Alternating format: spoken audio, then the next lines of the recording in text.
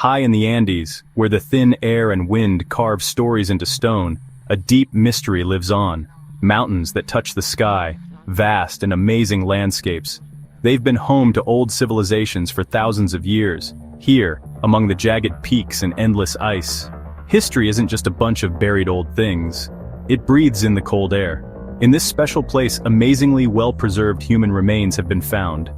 The Andean mummies. These aren't the wrapped figures from ancient Egypt, prepared in fancy tombs. They are nature's work, frozen by the dry, cold weather of the high mountains. Many are found sitting, in quiet thought with their hair still braided, and wearing bright woven clothes. Their discovery showed us more than just old facts. It revealed a strong, local belief. The local people, who are descendants of the Incas and other old cultures, they don't talk about them as dead, but as guardians. They call them the walkers. They believe, with a faith as strong as the mountains, that these figures haven't completely left, that they still walk through the high mountain passes. This video looks into this puzzle where science and legend meet, a journey into the heart of a mystery that challenges what we understand about life and death. We'll look at the old evidence, who these people were, how they lived. And we'll hear from the people living in the shadow of the mountains. They talk about signs, strange happenings, unexplained meetings. These are clues, small, unsettling details that hint at a more complex story. The question isn't just what these mummies are, but what they continue to be for the people of the Andes. The story of the walking mummies is a strong thread in their cultural fabric, a story woven with fear, respect, and a never-ending connection to the past. As we go up to these heights, we must step with respect. We are entering a sacred space, where the dead haven't fully left, and the mountains seem to hold their breath. The silence isn't empty, it's full of unanswered questions, and the faint whisper that some things aren't meant to be fully understood. This is the story of those whispers, and of the lasting mystery. Have the children of the mountains truly left? The discovery of Andean mummies is often a story of chance, a moment when the modern world bumps into a deeply hidden past. For centuries, these figures rested in their high-altitude shrines buried in ice, protected inside stone enclosures. Often it was mountaineers, local climbers, who first found them, finding these frozen figures in poses of serene rest, seemingly untouched by the passing of 500 years. My own encounters with these individuals were moments of deep wonder and responsibility. You're not just digging up an artifact, you're meeting a person, frozen in the final moments of their life's journey. These mummies are mainly the result of a specific Inca ritual known as Capac Hucha, a state ceremony of immense importance, which involved the sacrifice of children, young women chosen for their purity and perfection. These individuals were seen as emissaries of the gods, their journey to the mountaintop a sacred pilgrimage. They weren't treated with violence in the usual sense. Instead, they were given chicha, a fermented corn beer, to make them fall into a deep sleep before being left out in the open. The extreme cold and the thin, dry air of the Andean peaks then performed a natural mummification. Their skin, hair, and the contents of their stomachs remain, offering a unique window into their world. The state of preservation is nothing short of a miracle. When we find them, they are dressed in the finest fabrics, their hair intricately braided, and they are surrounded by a collection of offerings. These are not merely grave goods, they are companions for a journey. We find miniature llamas carved from spondylus shell, small human figures dressed in elaborate feather headdresses, pottery containing food for the journey that awaits them. Once these incredibly preserved people are brought out of their shrines, they enter the world of science. The first step is always non-invasive imaging. These scans reveal their bone structure, the condition of their internal organs, and often, the cause of death. The careful analysis of biological samples provides a huge amount of information. Radiocarbon dating of hair, tissue, and textiles lets us figure out the exact time of their death, usually placing them in the late 15th or early 16th century, during the peak of the Inca Empire. Isotope analysis of their hair is especially telling. Different parts can tell us about their diet and where they lived. This showed that many of the chosen children started eating a high-status diet of corn and llama meat only in their last year. DNA analysis has opened another door, connecting these ancient people with modern populations. By sequencing their genomes, we can trace their family lines and understand their genetic relationship to today's indigenous communities. This work aims to bring back their identity, confirming that descendants of the Incas still live in these lands. However, the scientific story, with all its clarity, has its limits. We can figure out what they ate, where they lived, and how they died. We can analyze the chemical makeup of the colors in their textiles and identify the wood used to carve their offerings. But science can't measure the depth of their faith. It can't fully explain the spiritual world of a people who believe that the death of a child on a mountaintop could ensure the success of an entire empire. The data gives us the what and the how, but the why remains wrapped in a worldview that is very different from ours.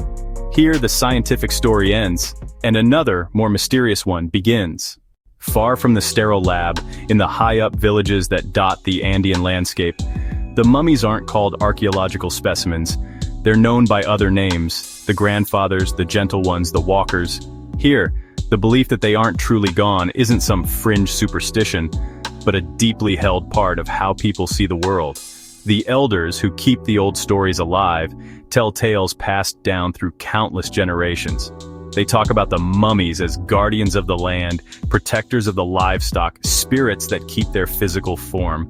Signs of their continued presence are everywhere. A shepherd might report finding a set of small, unexplainable footprints in the snow. Others tell of offerings left at sacred spots that are moved or rearranged overnight as if checked by an unseen hand. Perhaps the most common reports involve sounds and lights.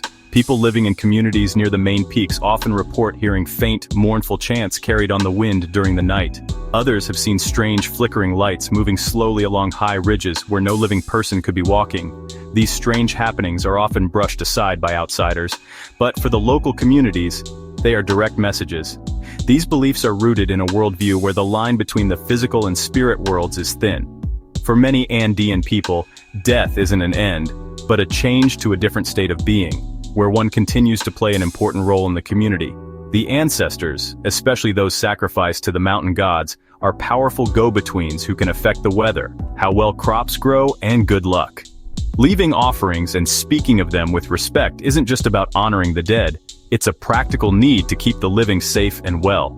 The mummies, then, aren't just alive in memory. They are seen as active players, their presence a constant real force in the landscape.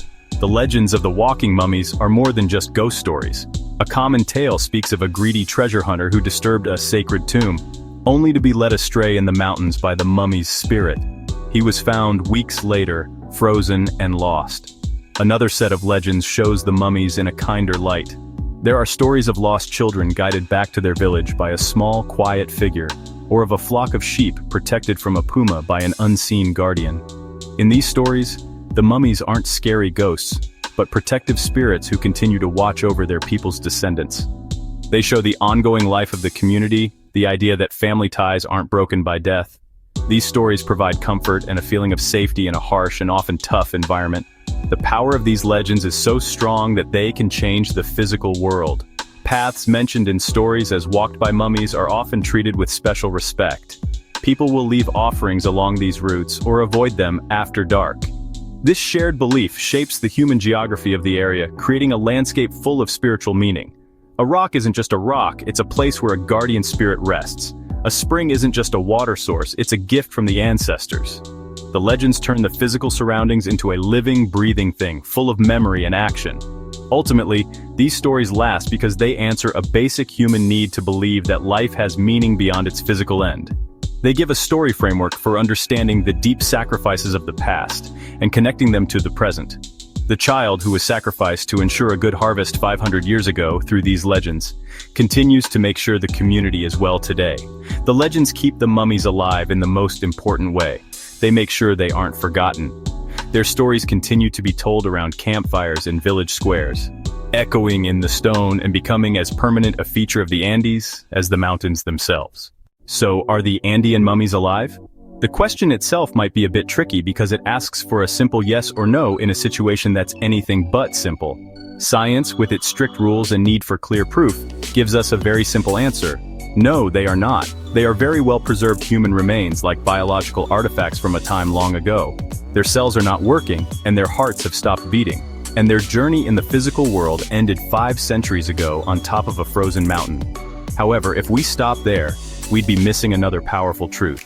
In the villages of the Andes, in the stories told by the elders, and in the quiet respect of the people who live in the shadow of the mountains, these mummies are very much alive. They are alive in the cultural memory that gives them names and personalities. They are alive in the legends that give them power, making them protectors of the land and guardians of their people. They are alive in the rituals that are still performed in their honor. This is a different kind of life, not biological, but cultural. Not about cells, but about spirit. And in a culture where the spiritual world is just as real as the physical one, this kind of life is just as important. The lasting mystery of the walkers asks us not to pick a side, but to open our minds to what it means to exist. It asks us to look at the quiet, frozen face of a child and think that their story didn't end with their last breath. Maybe their sacrifice created an echo, a feeling that still spreads across the land and through the lives of their descendants. The footprints in the snow, the whispers in the wind. Maybe these aren't signs of physical movement, but signs of a lasting presence, a story so powerful it leaves its mark on the world. If you climbed to the top of Lulayako at sunrise, you'd find a vast, unsettling silence. The scientific part of your mind would know you're alone, but as the wind whistles through the rocks and the first light touches the stones of an ancient tomb, you might feel something more. You might not see a mummy walk, but you might understand in that moment that they never truly left. And in that space, the children of the mountains continue their eternal vigil.